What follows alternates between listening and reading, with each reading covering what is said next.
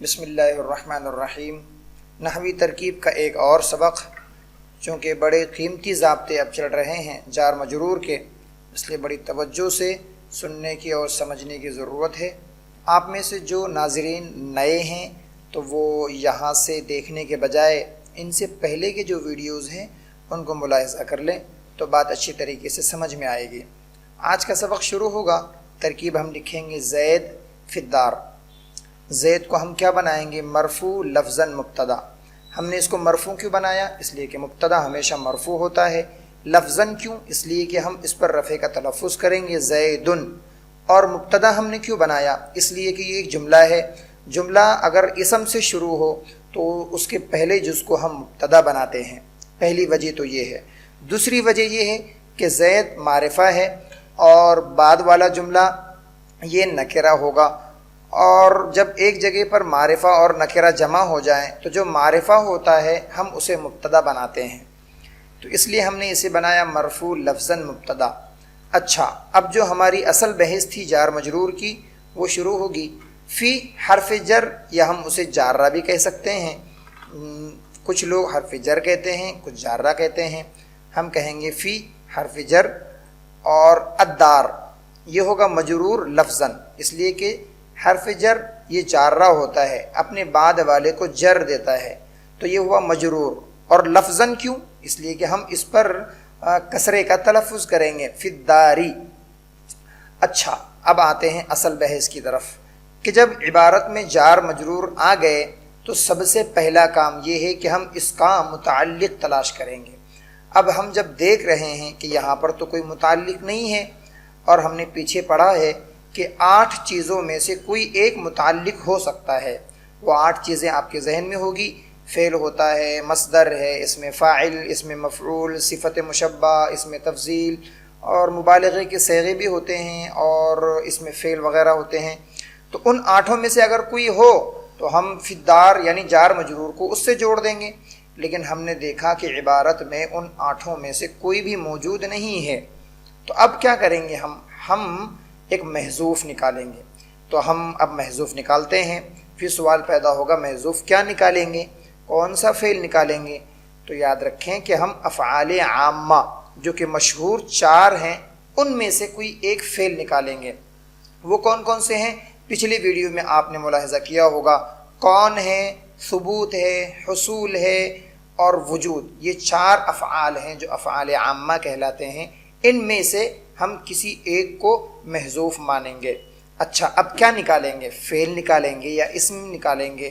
تو اس سلسلے میں آپ کو بتایا گیا تھا کہ فعل بھی نکال سکتے ہیں اور انہی سے اسم فاعل بھی نکال سکتے ہیں۔ تو چلیں اب ہم نکالتے ہیں۔ ہم نے نکالا فی الدار جار مجرور یہ متعلق ہوں گے حصل فعل یا حاصل اسم فاعل کے۔ تو دیکھیں یہ جو مصدر ہے حصول جو کہ افعال عامہ میں سے ہے 4، ان میں سے ہم نے حصول کو لیا، اور حصول سے چاہے تو ہم فعل نکالیں اور چاہے تو اسی سے ہم اسم فاعل نکالیں، دونوں بھی نکال سکتے ہیں۔ اب جب فعل نکالیں گے تو پھر اس کی ترکیب ہوگی کہ حصل فعل ہوگا، اس کا ہمیں فاعل تلاش کرنا پڑے گا، اس لیے کہ فعل آئے اور فاعل نہ آئے یہ ہو نہیں سکتا۔ تو فعل، اب فاعل تو ہمیں نظر نہیں آ رہا، ہم پوشیدہ نکالیں گے اس کے اندر سے، ہوا ضمیر مرفوع محلاً اس کا فاعل۔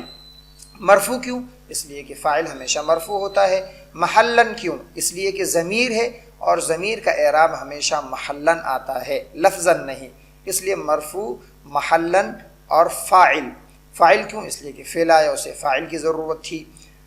تو فعل اپنے فاعل سے مل کر جملہ فعلیہ خبریہ ہو کر، اور اپنے متعلق سے مل کر، فعل اپنے فاعل اور اپنے متعلق سے مل کر جملہ فعلیہ خبریہ ہو کر یہ بنیں گے خبر اس مبتدا کے لیے۔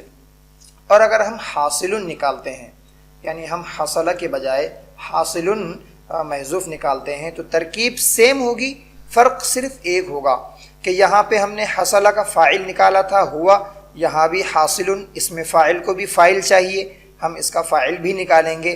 البتہ حاصل اسم فاعل اپنے فاعل اور متعلق سے مل کر شبہ جملہ ہو کر خبر بنیں گے اس مبتدا کے لیے، شبہ جملہ ہو کر، یہ جملہ فعلیہ خبریہ نہیں ہوگا، بلکہ شبہ تھا۔ اس کی وجہ ہم نے پچھلے کئی ویڈیو میں آپ کو بتائی ہے کہ فعل یہ مکمل جملہ ہوتا ہے، اور جو ناقص کے صیغے ہوتے ہیں یہ مکمل جملے نہیں ہوتے، یہ جملے کے مشابہ ہوتے ہیں۔ خیر، تو اگر ہم حصل سے مانتے ہیں تو جملہ فعلیہ خبریہ ہو کر، اور اگر حاصل مانتے ہیں تو شبہ جملہ ہو کر، دونوں صورتوں میں یہ بنے گی خبر، یعنی فی الدار یہ اپنے متعلق سے مل کر یہ بنے گا خبر۔ کس کے لیے؟ زید مبتدا کے لیے۔ ایک اور بات کہ مبتدا سے جوڑنے کے لیے ہمیں کوئی ربط چاہیے، اس لیے کہ جملہ تو کسی سے جڑتا نہیں ہے، اگر جوڑنا ہو تو بیچ میں ایک عائد چاہیے۔ اب وہ عائد کہاں ہے؟